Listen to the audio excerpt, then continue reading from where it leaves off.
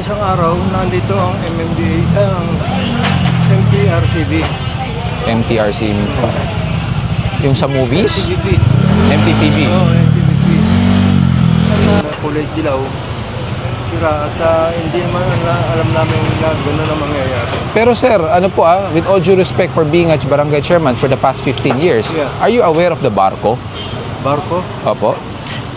Hindi po kayo aware doon? Barangay Road Clearing Operation. It was enacted back in 2020, actually even in 2019. The former Secretary of Interior Local Government, inaatasan po ang bawat barangay na dapat, whether may ordinansa o walang ordinansa, under RA 4136, yung mga prohibited, sinusunod po yan. Sige po. Ha? O mapapagbigyan niyo po yung katabi ng kulay dilaw. Hindi po.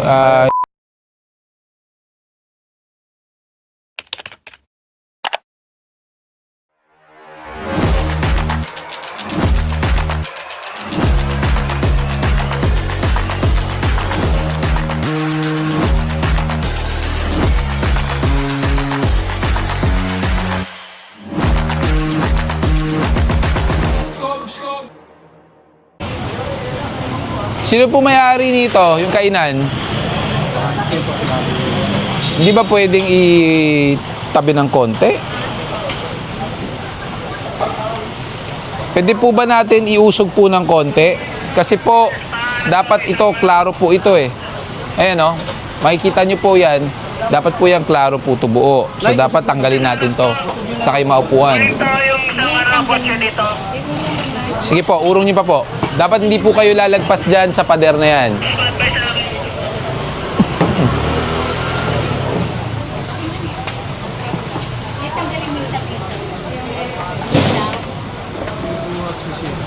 Opo.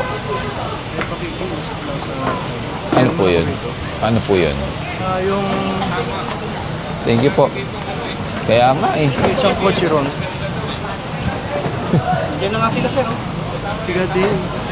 Ano po yun? Yung katabi ng dilaw sa harapan.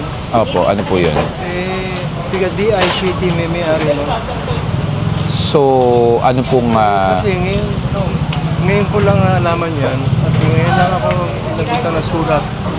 ganun naman po, MMDA. ganun po talaga. Ganun po talaga, Chairman. Pero kung isang araw, nandito ang MMDA, ang MTRCB. MTRC. Yung sa movies? MTPB. MTPB. Oo, MTPB. At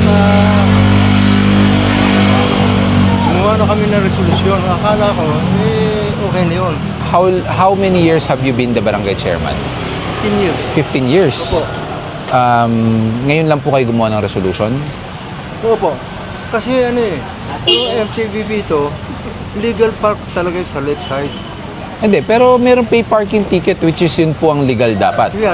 Kaso yung mga ibang sasakyan nyo po dito, wala naman pong pay parking ticket. Yeah, Pangalawa, wala. most of the vehicles here are stalled, like tulad po niyan.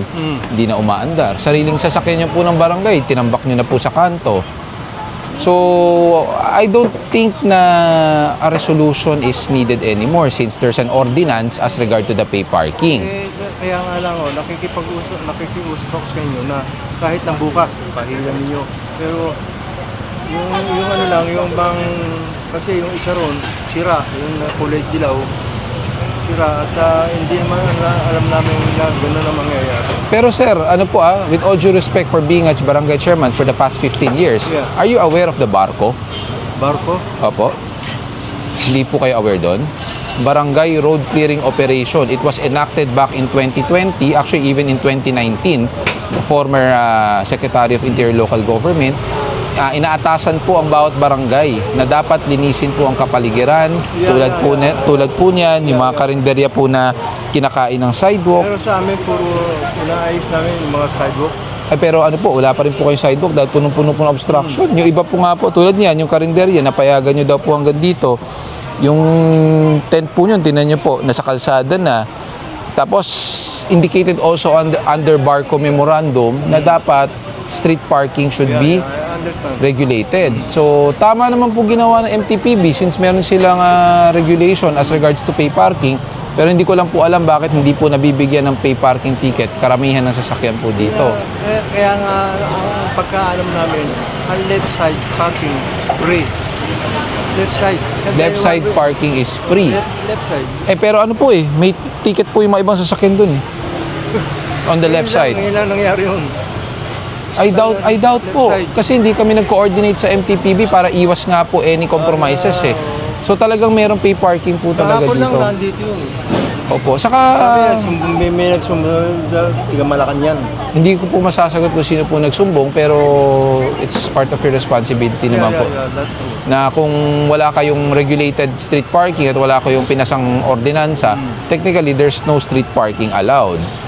Actually, Chairman, I lived here way back about 10 or 12 years ago.